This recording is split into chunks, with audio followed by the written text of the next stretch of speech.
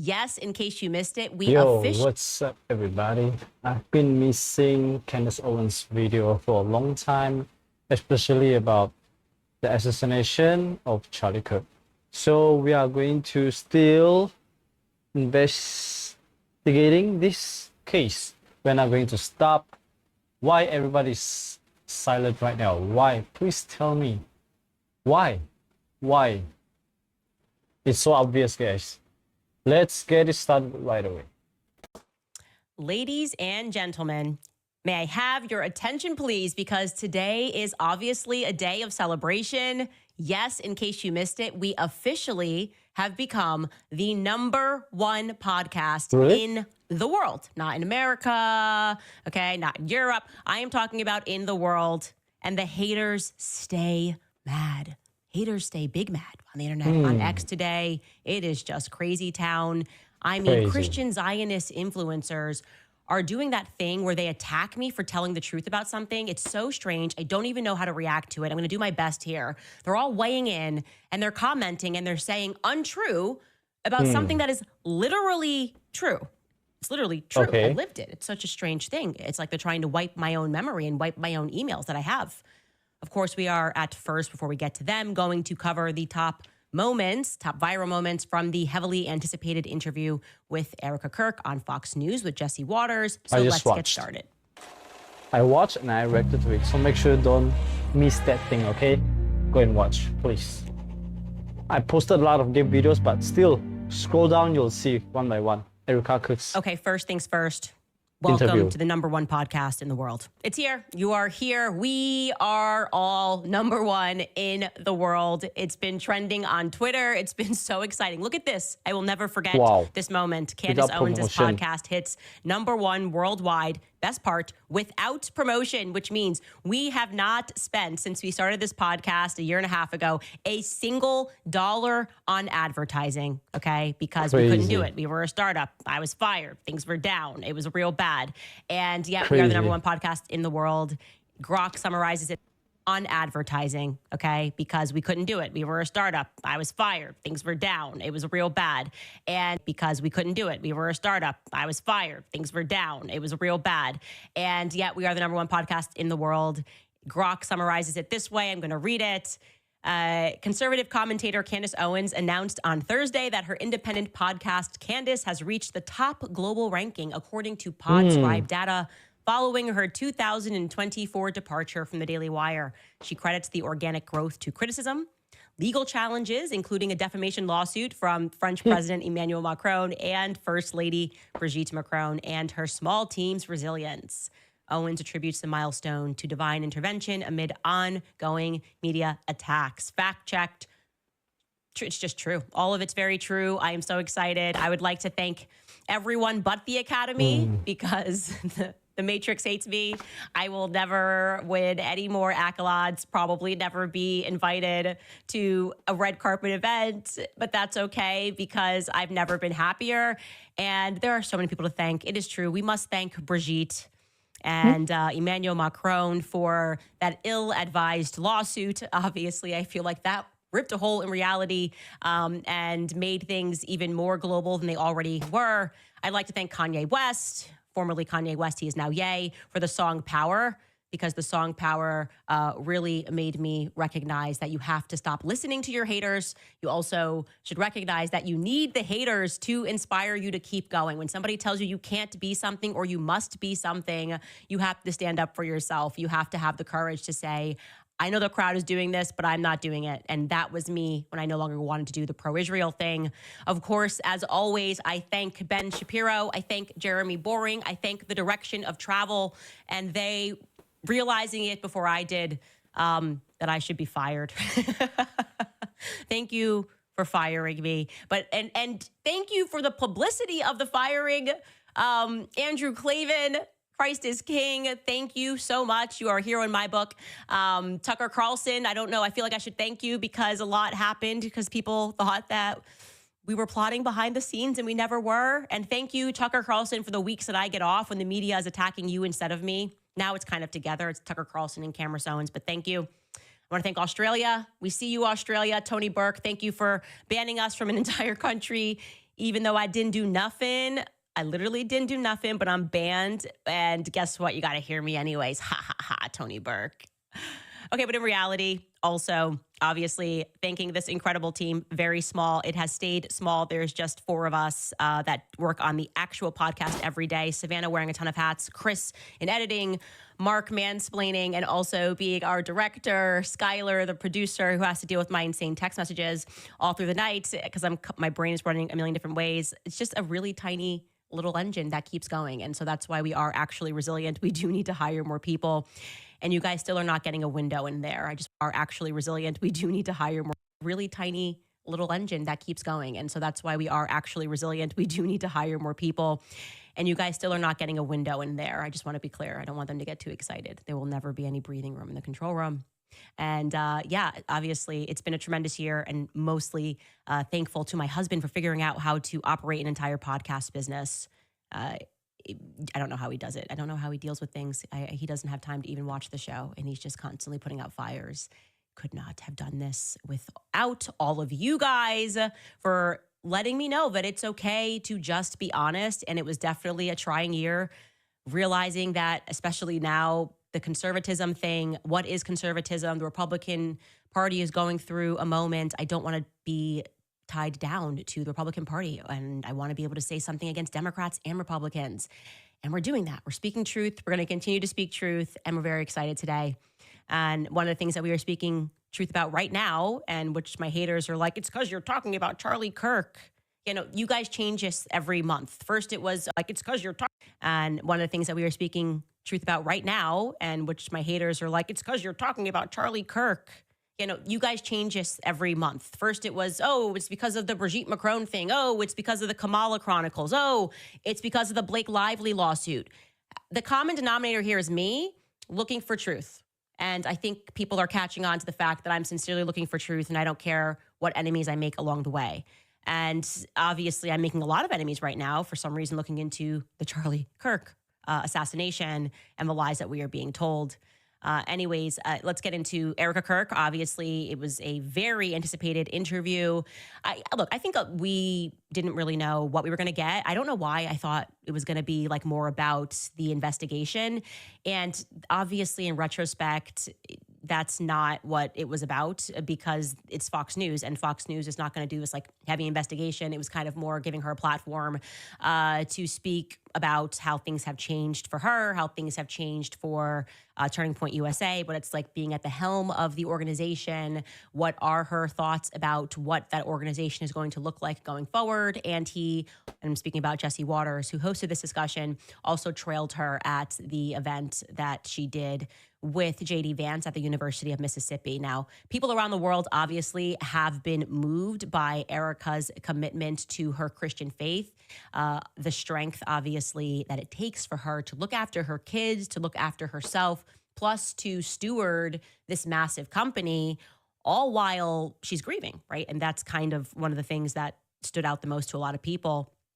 But I would say the Christian message is what has resonated the most when she got up on stage and she said that I forgive him pretty instantly. I mean, when was the memorial event? It was only 10, 11 days after he was assassinated. I think it was even less, maybe. It was like the 19th. I forgive him pretty close to a lot of people. But I would say the Christian message is what has resonated the most when she got up on stage and she said that I forgive him pretty instantly. I mean, when was the memorial event? It was only 10, 11 days after he was assassinated. I think it was even less, maybe. It was like the 19th, 9 days after he was assassinated. Oh, sorry, the 21st. Mansplained in my ear. Thank you, Mark. So Jesse asked her about the harder moments that she has encountered becoming a widow. And she shared that nighttime is the hardest. She also shared her experience with the emotions of being a widow compared to the emotions that other widows may experience when grappling with sudden loss. And here's what she had to say. Take a listen. It's so easy to be in a position of feeling regret when you lose someone you love. And I tried to read a book by C.S. Lewis because he lost the love of his life. He was only married to her for 4 years. think it's called A Grief Observed. It was a very hard book to read. Not because it was about grief, but because in the opening pages, he talked about how angry he was with God. And I've never felt that. I'm not angry with God. Never have been. Never have I questioned, why, Lord, are you putting me through this? Why are you testing me? Why are you? Because God is so good and he's so sovereign. And I know he uses everything, even what the enemy meant for evil. And I have no regrets.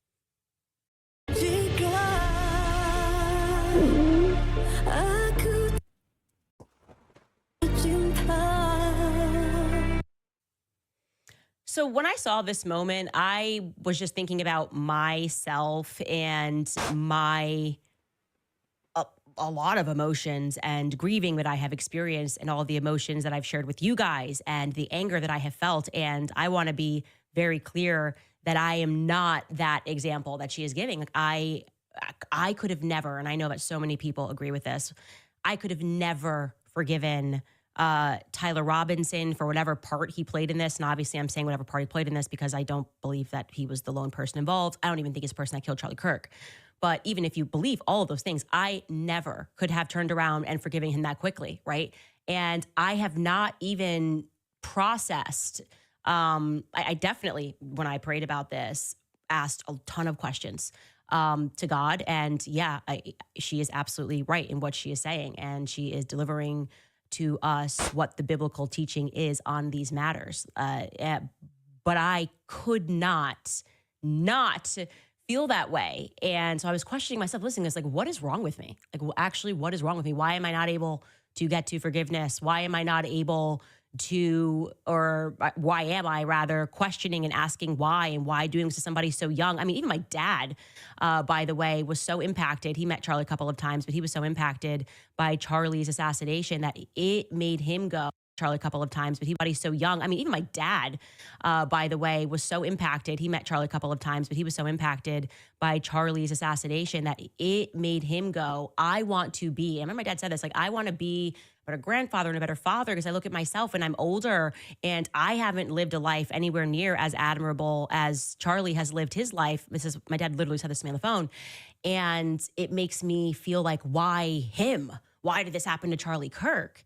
And I just, I don't know. That's kind of what I was thinking. I was going, wow, what is wrong with me that I have felt all of those things, that she has had the wisdom to just not go through that. You know what I mean? Or not, I guess I shouldn't say not go through that, but not fixate on that. I couldn't today, after everything that's happened, be like, I forgive Tyler Robbins. I can't do it. I just can't do it. And I think maybe if I'm assessing myself and being hypercritical of myself right now, it's because I cannot forgive until I know what happened. I don't know what I'm forgiving, actually, until I know what happened.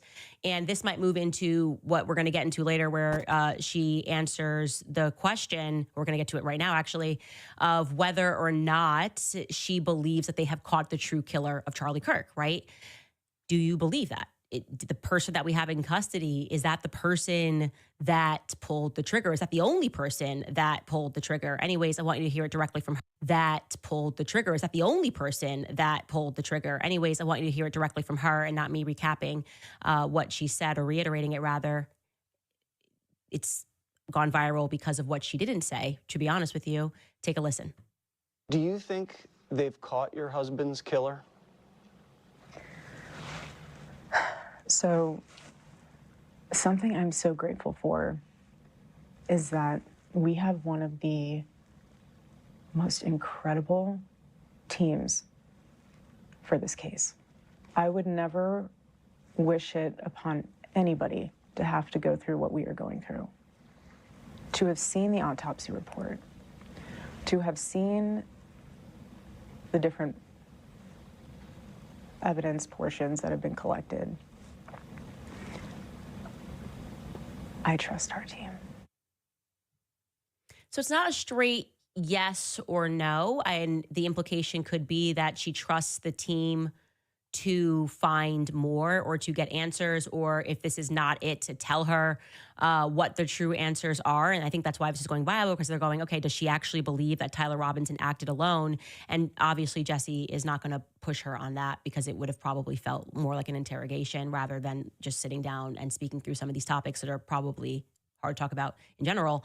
But I am hopeful that what she's implying is that she trusts her team to do the due diligence. She says that she has seen the autopsy report. She has seen certain things. Obviously, none of us have seen the autopsy report. And I don't know. I didn't know what to make of that. Is she saying that there's more that's going to come out? Is that kind of a foreshadowing that more is going to come out and things are going to be clear? I hope so. I really do. Because in terms of what the public has seen so far, I would say nothing has been convincing. And I'm trying to imagine what they would have that the public hasn't seen that could be sort of a smoking gun. And in theory, it would be the footage, right? Tyler Boyer said, we have footage in 4K, all of the stuff when he was tweeting. And similarly, not the university, but somebody else was saying that, at every angle, every area of the university is covered. Their excuse for not showing the public was they didn't want it to in any way impact the case. That has never made sense to me. That excuse has never made sense to me. In fact, I would imagine that when there was a manhunt going on, before you were even thinking about the case, but rather thinking about keeping people safe, that would have been a good time to drop some clear footage of the individual. But it's possible. It's possible they have actual clear footage of Tyler Robinson jumping down onto the rooftop and firing the shot. That's all possible. And so we're just going to have to wait and see on that. Now, I'm going to say personally, and maybe even selfishly, probably selfishly, again, I'm fallen. I am very fallen, obviously. I was extremely excited that she responded to the Catholic innuendo once and for all in her own way. Obviously, it was not a direct question or anything. But two things happened here. One, you probably didn't catch, which is behind Jesse and Erika as they're walking backstage at the University of Mississippi event that they headlined. There was a priest. Look in the corner there. I know a priest collar when I see one. Yep, that is the same priest that she took with her to the hospital when Charlie was shot. And I don't know. I am maintaining that I think this may have been about more than the architecture. And in case you are not there yet, may have been about more than the architecture. I am maintaining that I think this may have been about more than the architecture. And in case you are not there yet, in addition to that, the priest being caught behind the scenes there, they traveled with Erika and she discusses Charlie's affinity for Saint Michael. Take a listen. When we first started dating, I asked him, I was like, why don't you wear a cross? I was like, why? You say you're a Christian, but you don't wear a cross. He's like, I don't know. I'm not a jewelry guy. And I was like, I understand. So for his first birthday present, I got him this cross. And then throughout time, I would always add different medals to it. And so he loved St. Michael. And so, every time he'd put this on, he just felt like it was his armor. Hey! I'm your ad! Jimmy! This is how Are we done here, guys? He felt like St. Michael was his armor. Okay. Now, I wanted to point that out because in retrospect, I get more and more just amazed and upset at how vicious and cruel and unnecessary people are. Just all of the videos people made when I wasn't even mentioning it as a big deal. I was doing a tribute video to Charlie and being like, we were all hoping that he was going to take the step and become Catholic, gave no details. And the next thing I knew, Operation Christian Zionist Influencer was, while I was in a state of trauma and grieving, coming after me and saying that it wasn't true. And I don't think any of them have made videos since clarifying that no, Candace seems to have been telling the truth, because who cares about the truth when you can just like dunk on Candace? But I thought that was a very natural way to kind of respond to it. And, she's probably not going to give us any more because she doesn't have to give us any more. Like I said from the beginning, he didn't convert to Catholicism, but it's just kind of okay for us to tell the truth about where he was at on when you can just like dunk on Candace. But I thought that was a very natural way to kind of respond to it. And, you know, she's probably not going to give us any more because she doesn't have to give us any more. Like I said from the beginning, he didn't convert to Catholicism, but it's just kind of okay for us to tell the truth about where he was at on his spiritual journey. I don't know why that's a big deal at all, outside of just hating Catholics, which is what I am receiving a lot of that as. And there's just been so many lies that have been told, and we're going to get into more of them later. And the frustration that I have with people who purport to care about Charlie, why they peddle ridiculous, tiny lies, doesn't make sense to me. Anyways, but keeping with Erika's interview, she was asked directly, and this is probably the most viral moment from the sit down, about how she personally feels about the conspiracy theories that are circulating regarding his murder. And here is her answer. There's other theories swirling around about Charlie's assassination. Right. How does that make you feel? When everything happened, my phone died and became a black hole. I just didn't turn it on for weeks on end. I've intentionally insulated myself for weeks on end. My phone died and became a black hole. Everything happened, my phone died and became a black hole. I just didn't turn it on for weeks on end. How does that make you feel? When everything happened, my phone died and became a black hole. I just didn't turn it on for weeks on end. I've intentionally insulated myself because I need to guard my heart, and I need to be there for my kids, and I need to be there for Turning Point. And what I've realized through all of this is that everyone grieves differently. Everyone is trying to figure out, and I don't blame them, how does this happen? How does somebody become so radicalized where they can justify this in their own head? We just lost one of the greatest voices of our generation. Why? How? What's behind it? Like, everyone's trying to process this. And I respect that. But where my heart is just asking for some grace is for the ones who were there that day. They have to relive that every single day. He didn't die in a car accident. He didn't die from cancer. He was assassinated. And the difference between this and previous assassinations in this country is there was no social media. There was no AI.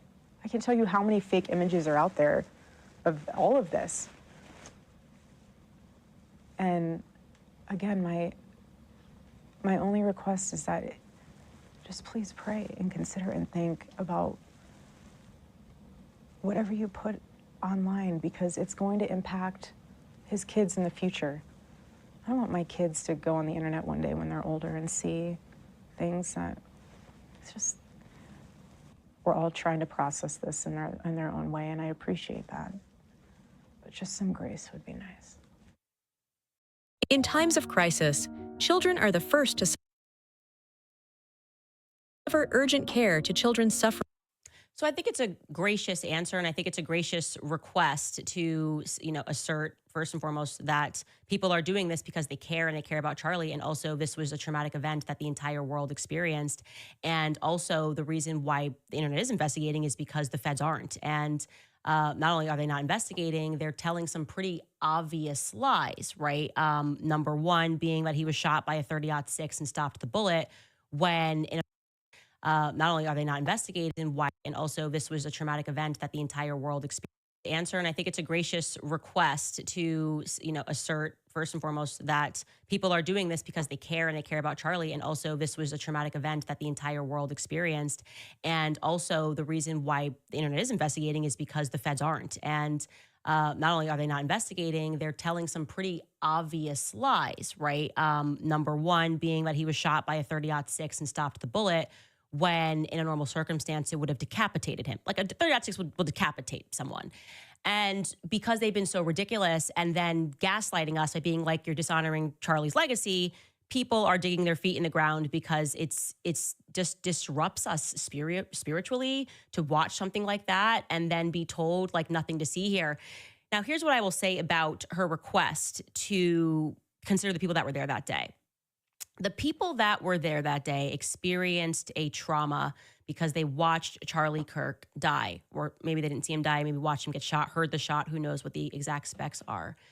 This is where it's going to be really hard for Erika to be a CEO and to be somebody who is a widow at the same time, right? Because the messaging that is coming out of Turning Point USA, so this is Erika in her CEO and her chairman capacity, has just been unacceptable, right? It can't be both. It can't be, okay, everybody, we're gonna keep going, and Mikey's gonna take over for Charlie at his Liberty event that he has, which is gonna be sold out. And Turning Point USA people who are directors of faith are gonna be telling you, like, Mikey's got what it takes. Here's what, blah, blah, blah. And then Mikey's gonna tell stories about that day, go on his show multiple times. Andrew's gonna talk about it. Everyone's gonna talk about it, and they don't want to talk about the stuff that we care about. This is what it means to have a podcast, right? You can't want fame only on your command. This is kind of the Meghan Markle thing, right? That we talk about. And I'm quoting this to Mikey McCoy. It's like everybody wants to be famous until you're famous, okay? We want privacy now. Well, it doesn't actually work that way. You don't get to be like, I want to marry you and I want to be a princess, and then become a princess. And you're like, well, I don't want to be a princess, right? It's kind of, you got to pick one or the other.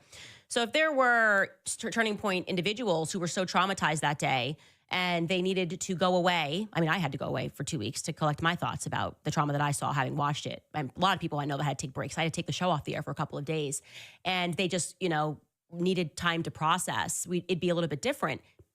Actually, it's almost came across like they needed zero time to process, and they were kind of annoyed that the world needed time to process. And then the things that they were telling us were lies. We were able to factually debunk things that we were being told. And then you've got people like Tyler, who's featured in this, Tyler Boyer, who you're the chairman and the CEO. Tyler Boyer is a sexual deviant, right? Why do we have to because he was at the hospital, give him grace? It's like, no, this is this is now what's at the head of the company. Charlie's not there. We want to make sure that this company is going to be committed to truth. We want to make sure this company is not going to be telling us that we can't care about this or not be focused on that, because we need to decide whether this is still the same company. That's what it means, right? Is this still the same company? And so I think with the McCoy thing, everyone wanted a stage until you got a stage, okay? And people started going lie, lie, lie, lie, lie, right? Case in point, Alex Clark wanted to do the Wall Street Journal thing until I caught this little lie. And it's like, what are you saying this thing about Catholics? That's not true. Okay. Take the stage or don't take the stage, but it can't be in between. And then suddenly when the public turns against you, I don't want a stage anymore. That would be my response to that. And I do not have any sympathy for Rob McCoy. I have no sympathy for Mikey McCoy. I have no sympathy for Tyler Boyer. I think telling the truth is a very easy thing to do when you have a microphone. And if you don't want to tell the truth, it just makes you look more suspicious. And I can give you an example of that. There was some kid who was wearing green at this UVU event, right? They looked kind of shady. There was a ton of rumors. We got a bunch of emails, but I never covered it on the show because I didn't think there was anything beyond the fact that he looked kind of shady in the green. I never covered it on the show, right? They looked kind of shady. There was a ton of rumors. We got a bunch of emails, but I never covered it on the show because I didn't think there was anything beyond. Wait, what? The fact. We got a bunch of emails, but I never covered it on the show. This part. Because I didn't think there was anything beyond. There's a ton of rumors. We got a bunch of emails, but I never covered it on the show because I didn't think there was anything beyond the fact that he looked kind of shady in a green hoodie. And I think it was yesterday. There was a ton of rumors. We got a bunch of emails, but I never covered it on the show because I didn't think there was anything beyond the fact that he looked kind of shady in a green hoodie. And I think it was yesterday, Sam Parker was like, who are these guys? And I can't get a clear image of this person. I then respond to him like, here's a clear image of this person. The actual person wearing the green hoodie then responds very quickly. He's like, that's me. Sorry, I dress weird. I think he's on the soccer team at UVU. And that's it. It's over. And nobody is talking about the green hoodie. Here he is, Colby Sessions. Hey guys, this is me. My teammate and I were just on campus to get food and stop by the event. We always wear silly stuff like that. Sorry guys, that's it. How easy, right? How easy. He's not like, I'm a victim, call a lawyer. How easy. Food and stop by the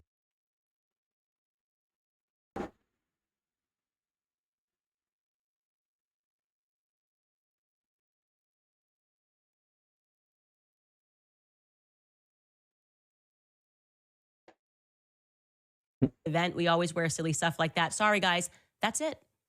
How easy, right? How easy. He's not like, I'm a victim, call a lawyer. I can't believe somebody asked a question. I can't believe there's interest in this event where an assassination took place.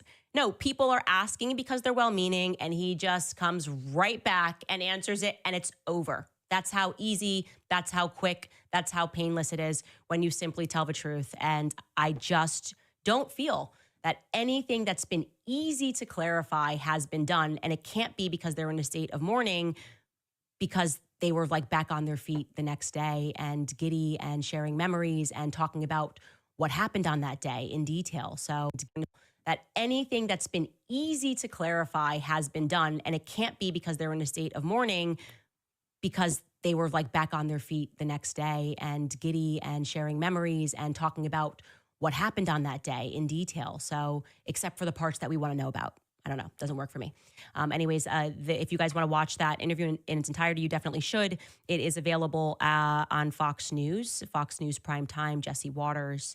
And that's what we're going to say about that. Take a brief break, and we're going to get into some Christian Zionist influencers. My work is easy because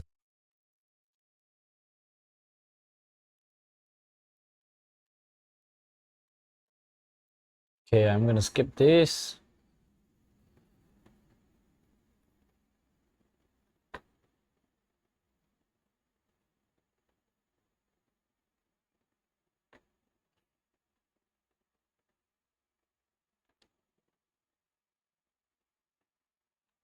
Get your free assessment and find the best option for you right now at pdsdebt.com/Candace. That's pdsdebt.com/Candace. Again, pdsdebt.com/Candace. All right, let's start with a little back and forth that I had with Allie Beth Stuckey online. I'll start actually by saying some nice things about Allie Beth Stuckey, because one of the things that I am working on is being a lot more measured when I'm ticked off about something. And I realize that this particular subject is just, I just instantly want to go claws out. And there's a lot of great things about Allie Stuckey. I've actually worked with Allie Stuckey at various events. I've spoken with Allie Stuckey. She's been on my podcast multiple times. She's been a panelist back when I was on The Daily Wire. I'm referring to, she debated my husband before I was Catholic. They had a very good sit down, and she's always been very kind. Behind the scenes, I will always tell you guys, if there's tea, there actually isn't any on Allie Stuckey. She's always been a very lovely person. And especially because when I was first coming into the industry, and people were dunking on me for all sorts of things, she actually like hosted me on her show and had a conversation rather than just kind of joining the choir. So yeah, I am not addressing this because Allie is a bad human being. I'm addressing this because she has been addressing me actually, subtly, subtweeting these sorts of things. And I feel like it's fair that when people engage in that sort of behavior that I get to respond. Somehow, people are allowed to talk about me, and then when I respond, some people will suddenly be like, I stand with so-and-so. I'm like, what are you talking about? I'm just answering someone. Will suddenly be like, I stand with so-and-so. I'm like, what are you talking about? I'm just answering someone. For me, this topic, Charlie Kirk, who murdered him, there isn't a single topic in politics that is happening on this planet that I care more about, okay? It is the killing of Charlie Kirk and nothing else for me. And in the aftermath of his assassination, people were downright nasty to me. You saw that. It was definitively not organic. It was this weird need to assert his legacy as a Christian Zionist. By the way, I'm not including Allie in the downright nasty category whatsoever. But she was one of the voices who cast unnecessary shade, I would say, on my account of him becoming Catholic curious. And it was unnecessary, I would say, only because she could have texted me. She has my number. This is one of the things that Matt Walsh recently said, that he views it as such a form of disloyalty when you have access to an individual, but you will instead go onto your platform to say something about that individual when you could ask for clarity, right? She could have messaged me and say, hey, I've never heard anything about Charlie being interested in Catholicism. And I would have said to her, hey, privately, yeah, he was going to mass sometimes daily. He was going on Sundays. He died with the pendant, but that didn't happen. Anyways, she's asserted that she's a friend of Charlie Kirk. She certainly has worked with Charlie Kirk for years. All that is true. We are natural allies because we are committed to wanting there to be justice and genuinely are both upset by Charlie being no longer here, not seeing where Charlie was supposed to go in his life, having his life cut short in the most traumatic terms possible.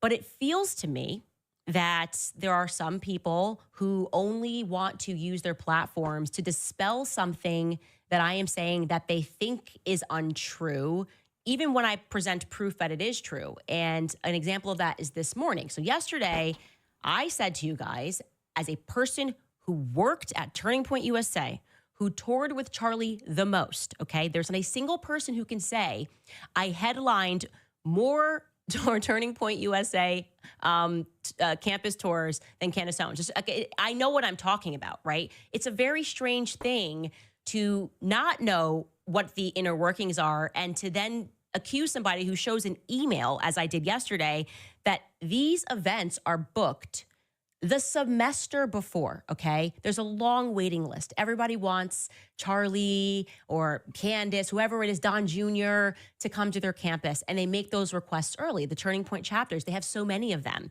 And so they are constantly running behind on those requests, and it's a very long process because the administrations at these campuses naturally hate Turning Point USA in particular because Charlie started the organization to disrupt college campuses at these campuses on those requests. And it's a very long process because the administrations at these campuses naturally hate Turning Point USA in particular because Charlie started the organization to disrupt college campuses. So they give these kids a very hard time over everything. When I tell you a hard time, so they give these kids a very hard time over everything. When I tell you a hard time, when Charlie and I were speaking at Stanford, the student who put the event together, her grandfather owned one of the buildings at Stanford. Like, her name was on one of the buildings at Stanford University, and they still gave her a hard time pulling this event together, right? It doesn't matter. It's more the sentiment of who you are as a political person and as a political organization, and they will try to stop you. And that is why it is strange, as in it has never happened while I toured for 9 semesters, 2019 summer, 8 semesters with Charlie, like in a row. It's never happened that a college makes a request over the summer when school is closed, because it was, okay, at the end of July, school was not in session, and then it gets honored. 8 semesters with Charlie, like happened while I toured for 9 semesters, 2019 summer, 8 semesters with Charlie, like in a row. It's never happened that a college makes a request over the summer when school is closed, because it was, okay, at the end of July, school was not in session, and then it gets honored by Turning Point USA immediately, and then it's on the calendar. Could you imagine the university getting that email? They already hate Charlie Kirk, and they're going to honor it and be like, not only do we want to honor this, we'll give you the first week back to school. Like, that's what they're telling us, and it doesn't make any sense, and I pointed that out, and I showed proof of that. What are you disagreeing with actually? Like, when you jump into this, what is motivating your disagreement would be my question. I will read her tweets, and then I will respond to them. So she does a total false debunking by sharing a private message exchange between her and Charlie. This is what she tweeted. She said, the latest claim is that TPUSA must have been in on Charlie's murder because the UVU campus stop was approved in July. It was not approved in July. It was requested in July. And that's too short of a timeline for an event in September. That is not true. Charlie texted me at the end of August for a campus event in early November. That's about 2 months out. And the reason he didn't specify which campus is because he didn't even know yet. He just knew it was going to be in Alabama. So yes, it does seem like part of this year's campus tour was being put together at the last minute and UVU being booked over the summer isn't actually unusual. No, hey, would love to have you join us on campus on November 3rd. Kami dah tak ada ayah. Orang yang sayang dan bantu kami. What does this prove? It proves that Charlie invited her to join him on campus on November 3rd. If he is giving you multiple locations, and I'm telling you this as someone who I worked for this organization, Allie, okay? It's probably because these are this is already approved. They're doing these campuses already. He's asking you which one to choose. Many times these students will be told to hold two dates that can possibly work. And they're going to get back to them and confirm and see who's available. They did not start planning that event when Charlie texted you. I can guarantee you that, okay? They did not receive a request from those campuses on that day. It's an absurdity. I don't even know what we're debating. She then follows it up and she says this. Since some of you guys are struggling, because people pointed out that's not what Candace said. It's a request that went from the UVU chapter to Turning Point USA. She says, since some of you guys are struggling, no venue yet 2 months out. There's clearly a venue because Charlie is saying in this chat, November 3rd at, Mikey McCoy actually, November 3rd at 6:30 p.m. Either Auburn, which has 5,000 seats, or the University of Southern Alabama. Now, I told you that Charlie and I would divide and conquer, so there'd be multiple events going on at the same day. Charlie would headline one, I would headline the other. I will guarantee you, and I checked, they did both of these this semester because that's how it works, okay? He's asking you which one you want to join. They might both be holding the auditoriums that they need to, but this was not being planned when they messaged you. They didn't receive the request the day that they messaged you and say, hey, do you want to make this happen? I don't know what we're doing here. I don't know what the nature of this is. Then you get Lila Rose, who jumps in for no reason at all, other than the fact that she's a committed Christian Zionist. And she says something that's so far from the mark of this is. Then you get Lila Rose, who jumps in for no reason at all, other than the fact that she's a committed Christian Zionist. And she says something that's so far from the mark. At least Allie's showing something relevant to Turning Point USA, even though she maybe didn't watch what I said or she's confused about what the conversation was. It's well-meaning, okay? Lila Rose just comes out of left field with like, we're talking about apples and here's an orange. I speak regularly on college campuses as well. She starts with, this is not true. This is not true. What is not true? I showed the email. What is not true? I speak regularly at college campuses as well. As one example, I was just asked to speak at Stanford and they were going to set the event up within 3 weeks. It didn't happen. It didn't materialize. They asked you to speak. What's the context? How many students? And then she goes on and she gives an example. When I debated a few weeks ago at Yale, the event was also planned within 2 months. Okay, so this is what happens when the chief debater, Charlie Kirk, is murdered. We're left with this, the people who can't think through the apples and the oranges.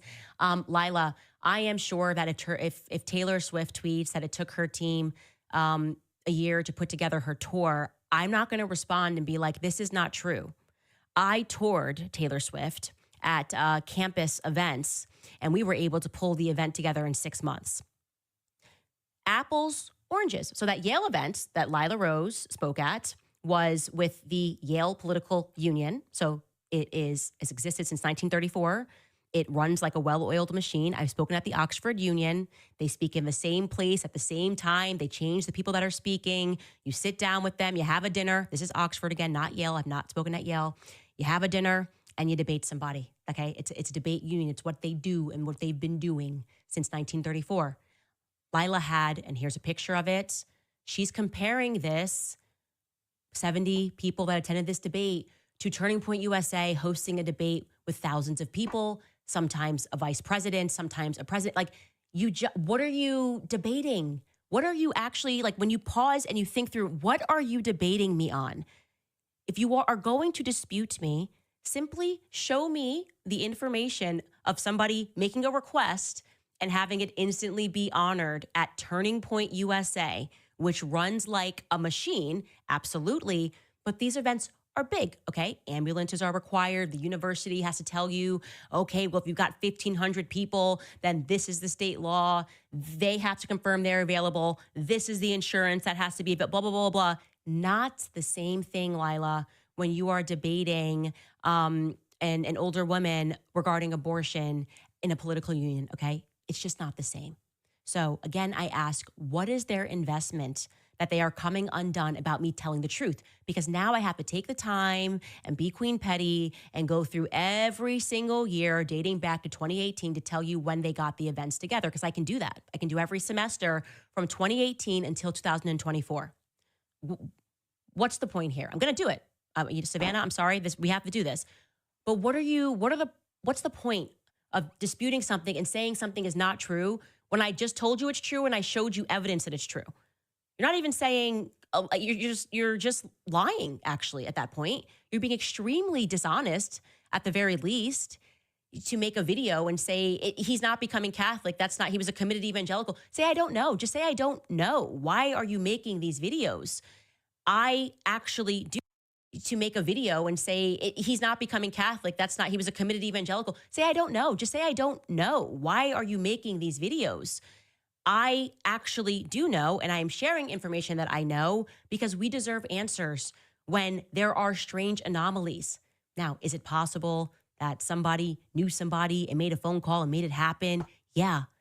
But we, the public around the world who don't trust what we are being told, would like to know who that somebody was that made that event come together very quickly, faster than I've ever seen an event come together, given how universities act with hostility toward conservative groups that host a lot of people, which is what Charlie was, who Charlie was as a person. He was somebody that was met with hostility by administrations when he went there, okay? Because it meant there were going to be protests, act with hostility toward conservative groups that host a lot of people, which is what Charlie was, who Charlie was as a person. He was somebody that was met with hostility by administrations when he went there, okay? Because it meant there were going to be protests. They will burn you in effigy, as they did to Michael Knowles at a Turning Point USA event. They will burn you in effigy, as they did to Michael Knowles at a Turning Point USA. They will burn you in effigy, as they did to Michael Knowles at a Turning Point USA event. So there has to be certain parameters that are set to allow these particular events to happen.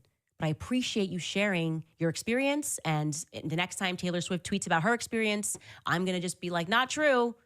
Not true. Taylor Swift is like, I can't walk into the mall. I'm like, me neither. That's not true. I walked in, no fans ran up at me, Taylor Swift. So obviously Taylor Swift's lying because it didn't happen to me. It doesn't, as Justin Bieber says, it's not clocking for us, man. Anyways, it is weird to me also that when you look at what they focus on, it seems so petty, but then they look over all of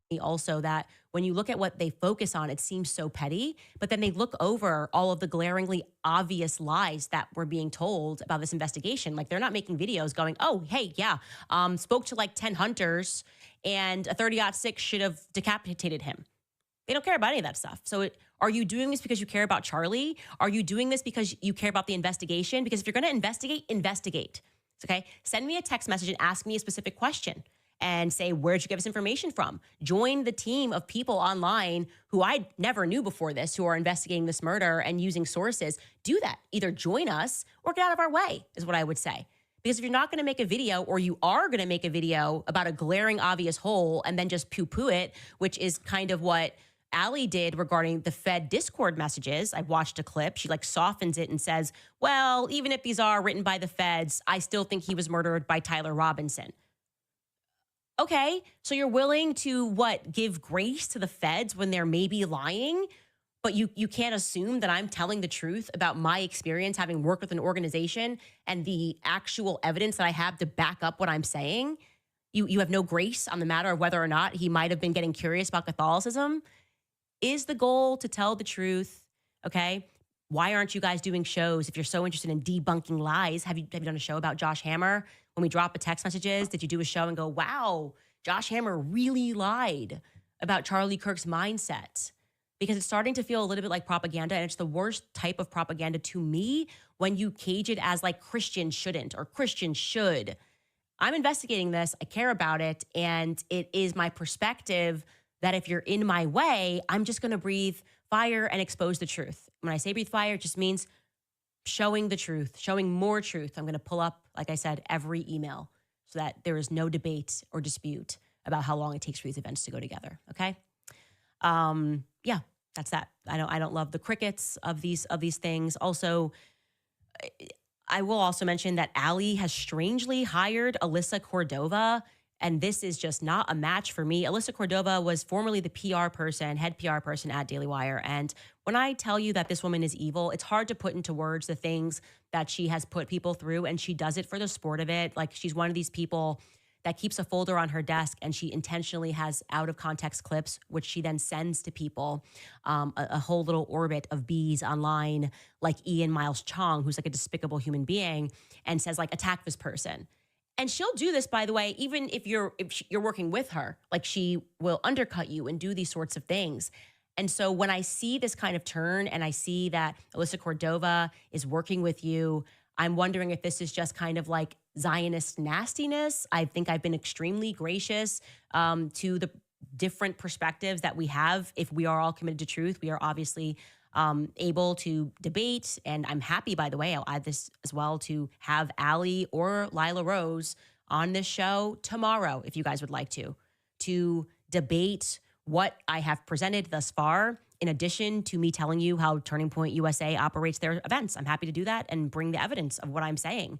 That always stands open. You will have a platform. If you are committed to truth, my platform is your platform. Now, speaking of PR and people who should maybe get into it, Alex Clark needs a raise. I don't even know what she's doing over at Turning Point USA. This gets back into, Erika Kirk as the CEO.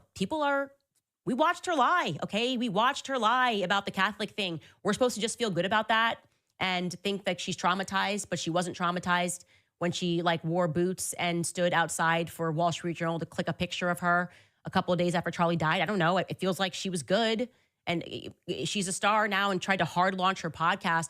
She actually tweeted a couple of things the last couple of days, dripping with anger towards people that are asking meaningful questions. Here's one thing she wrote. Let me tell you something about Mikey. He's a mate. Just kidding. She didn't say that. I'm one of the longest tenured employees now at the organization.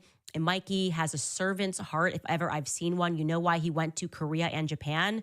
Because my boss, our productions director, who is the father of 6 children, asked him to. He is always traveling with me, a good portion of it, and he missed his kids, and he asked Mikey to please go and film instead. Okay. I'm just going to say, I think he probably went to Japan and Korea because it's an awesome opportunity. I don't know. I'm just a person who's been around a lot. And if I said, hey, do you guys want to go to Japan? Hip, hip, hooray. It's amazing. It's not exactly, going to build a house. What is it? A house for habitat houses, whatever it's called, house for habitat in the middle of like the jungle or something like that. I think this is a pretty exciting opportunity. And so I don't understand why we just can't get basic answers about Mikey McCoy that would allow us to just move on from how we are feeling about his behavior following things and the things that were said about him following things, which make us feel like they were priming him to take over for Charlie. And we heard these things from his father. We heard these things from people at Turning Point USA. And if you're looking for a fact, he took over for Charlie, who was slated to speak at Liberty University. Okay, that's just a fact. Alex Clark also threw shade at us, and it's kind of incredible that she said this working for Turning Point USA. Here's what she wrote. On every podcast tribute episode I did about Charlie, I did not run my ad sponsorships. My directive and choice to my team. We are now in debt to my sponsors. I didn't care. It felt like the right thing to do.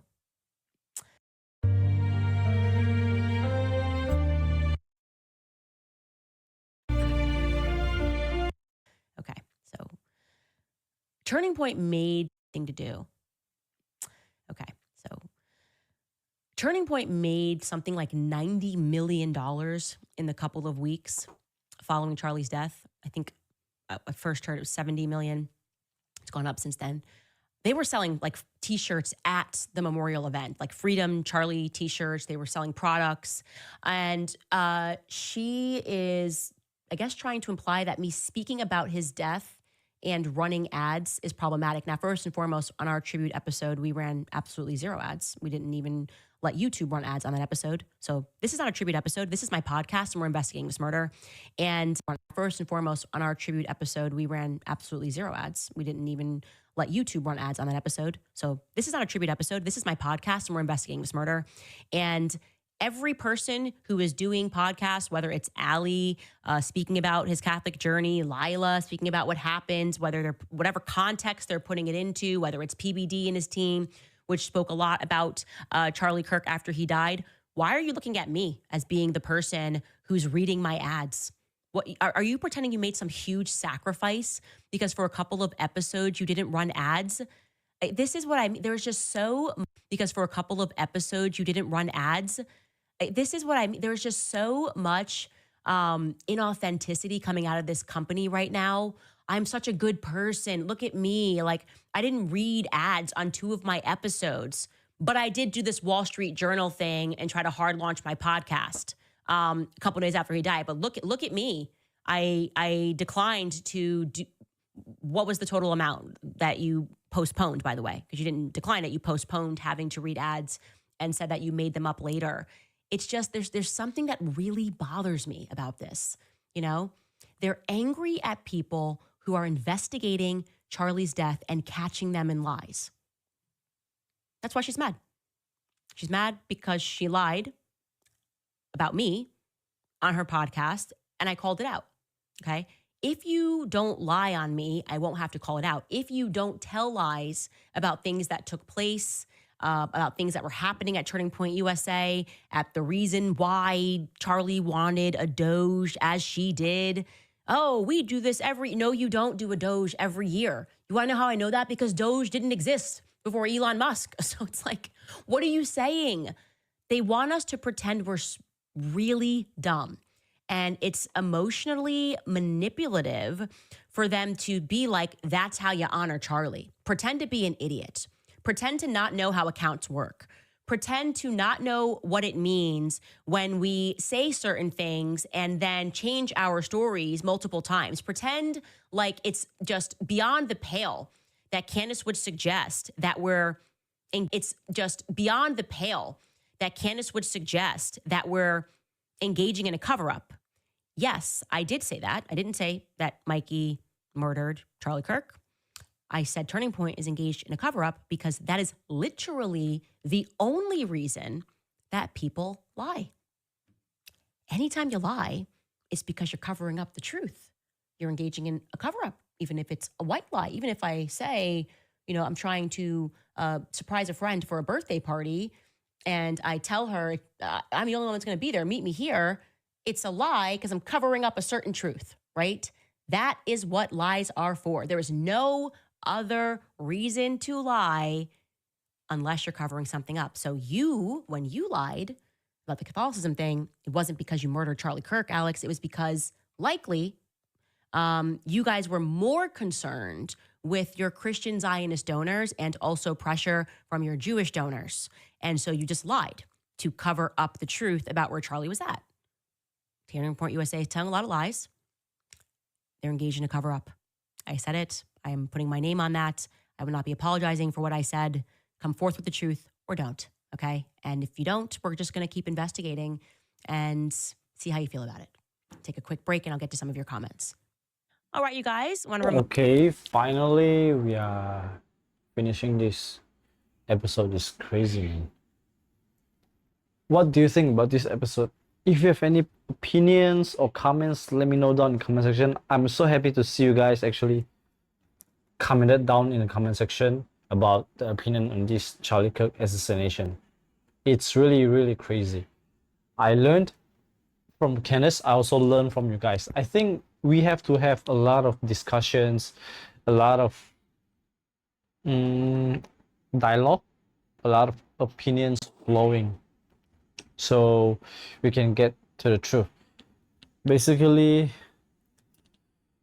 what I would say right now, because I've been not waiting to Candace Owens' video for few days, I feel like why there's no one is investigating this case? Why? You see, FBI is in control, government is in control. So whenever two of these parties are lying, are covering up, then it would be silent. It will be quiet. So it's insane. What Candace is doing right now is that she is still investigating this stuff because that's her friend. Charlie was her friend and very dear friend. Okay, so it's insane, guys. They are lying, man. This is something crazy. It's not about a lone shooter. I can bet that. I bet it's not lone shooter. It's going to be some very, very huge plan by the people, by a lot of people. This is not just by one person. It's going to be by a lot of people. Don't trust Cash Patel. I don't like when he lie. It's crazy. Why do you want to cover up?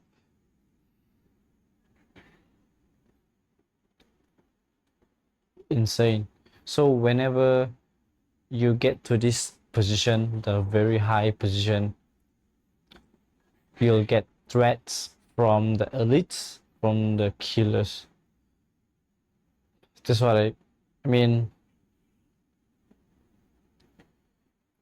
Cash is crazy. Even though he gets threat, he still have to tell the truth. Charlie was his friend also. Why?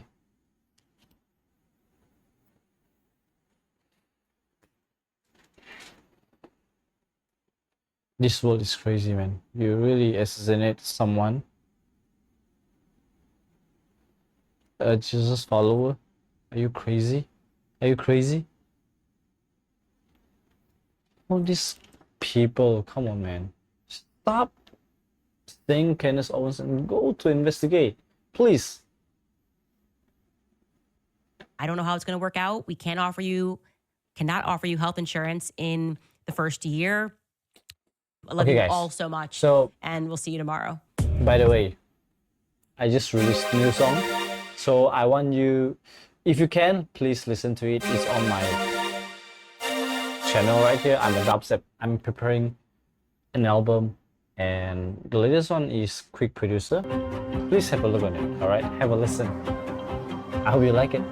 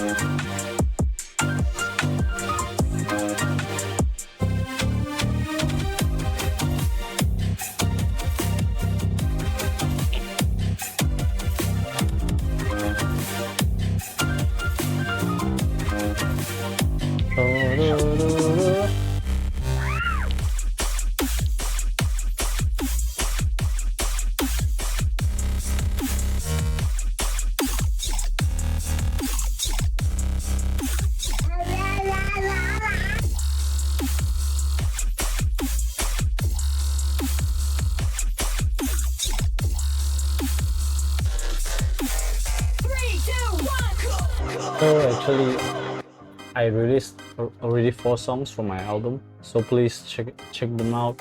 Tell me which one is your favorite one, and I'll see you guys in the next one. If you have any video that you want me to react to, make sure to comment down below in the comment section, and I'll be reacting to it.